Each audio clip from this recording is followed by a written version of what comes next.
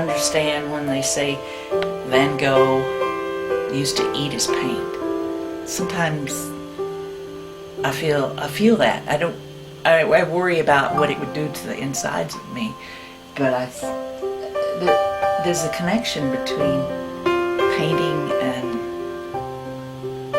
materials that you love and pleasure of eating, feeding the body. This is another way to feed your body. Sure. And painting feeds my body. It feeds my soul.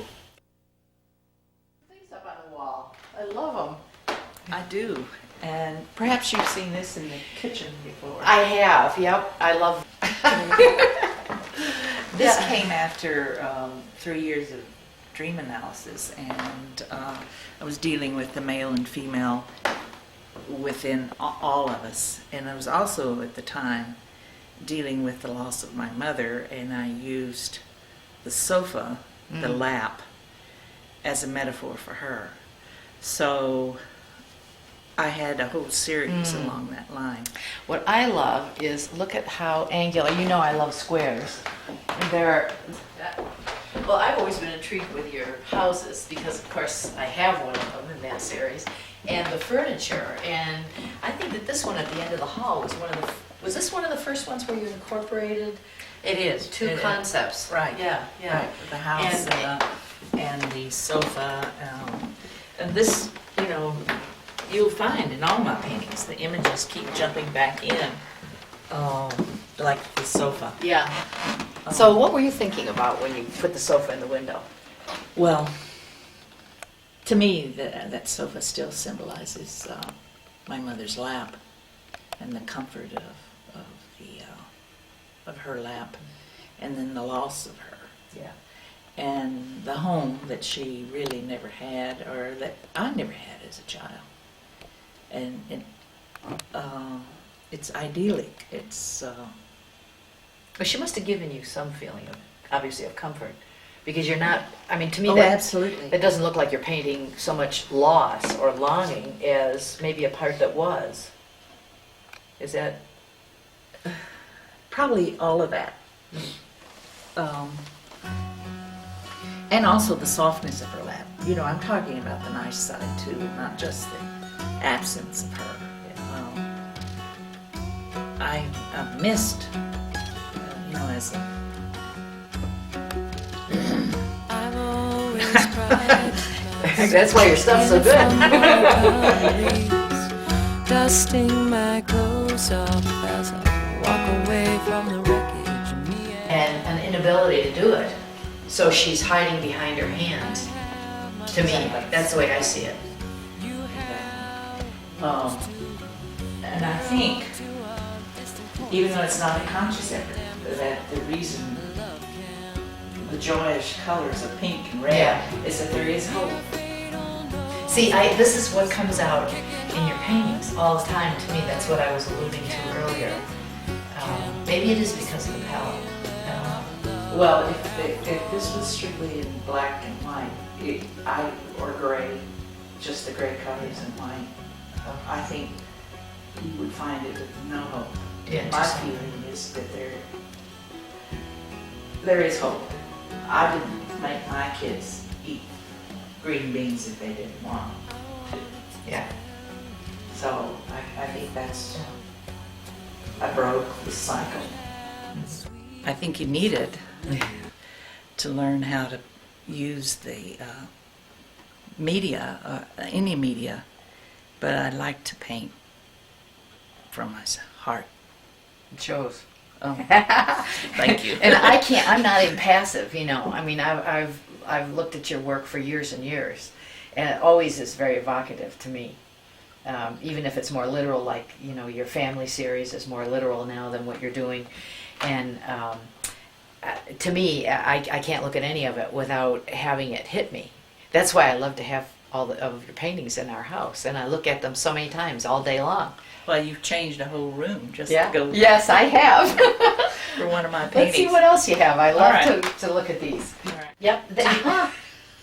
Love it. This was one of the first, when I moved into this glorious studio, paintings to come, and I didn't know where it came from. until I was at the studio at night and they turned those green lights on. And oh my God, there it is. That basket of eggs in the squares along with the lemons, and I've done a whole series of baskets with lemons, and in there are the squares again. And look at this shape over here, which is, That's a vessel. you probably didn't even know you were doing it. No, no. I had a wonderful teacher, Edith Niblo, that taught design, and I know that she laid the foundation, or she and I together, or whatever, but things, even design now, I feel is intuitive as well as color. So you don't really set out and say, well, I'm going to put a triangle here. It just kind of happens as you're layering the paint, thinking about shadows. And You know, sometimes it's on purpose and sometimes it just happens. And I think one of the things that you have to remember when you paint, or painting, that things happen just happenstance. And you have to go with it. You may have had something in your mind, well, I'm going to do that bowl green and this one purple.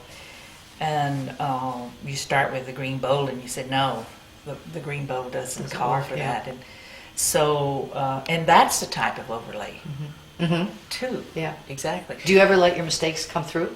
Oh, absolutely. Sometimes a mistake will change the whole painting. All my paintings are continual.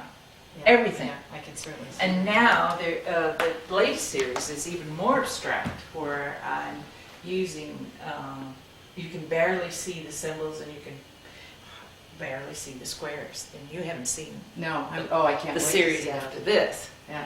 But then, you know, I go back to doing the houses, or I go back Yeah. to doing still life.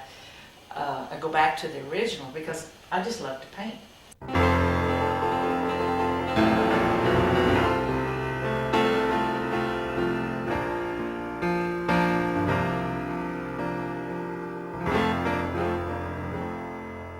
Yeah. And I think people relate to colors Oh. that look good on them.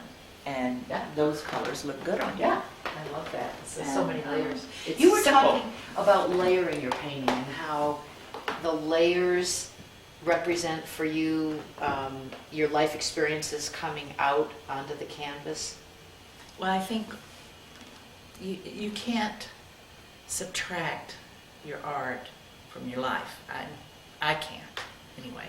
And everything I paint has something to do with something that's in my past or yet to come, or a present. But the overlay comes because, I don't know whether it comes from making sculpture a few years back in the 80s, or whether it comes from the book that Lucy Lepard wrote called Overlay, and we're talking about 6 or 7 different overlays. You can see the Yeah. green bleeding through Oh, here, and then the purple, and then on top of the purple I've put a paint that has mica in it, and that reflects the Looks light. the light back. The one I have in the kitchen in our house, there's a lot of mica on it. I love that. And I get this texture by a palette knife or an old painting. And as it happens, this has an old painting underneath that I didn't like. And it's been in a show before with the old painting, and then I brought it back to my studio and I couldn't stand it anymore, so I covered it up.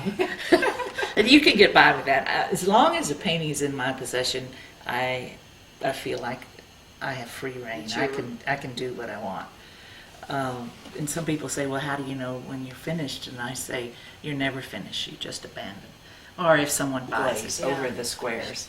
And then you can see that this has mica in the green. And that's a different texture than the transparency. That is a thicker paint. But it still has the mica in it. And I I can see the love palette stroke. material. Yeah. I love paint supplies. I love ordering paints.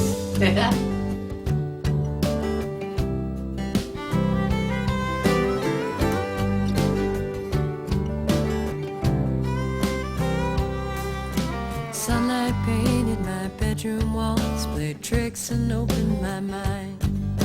Storylines were being exposed, how easy it is to hide behind storylines.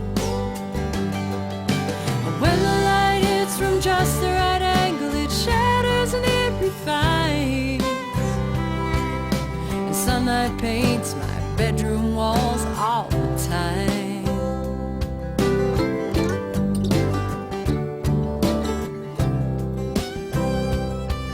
And I say that it's God's will, 'cause you know I'm afraid to fly. But It's a wonderful process. I don't know of any other process that compares to it. You have to get caught, Yeah. sort of in the web of painting. And then now I would do anything to buy paint, to be able to paint. Yeah. And, You can't imagine your life without it now. no. Came into it slowly and evolved and overlaid and had the right person at the right time, and now it's my time to paint. Gone from me now. Eclipse of the moon brought it down.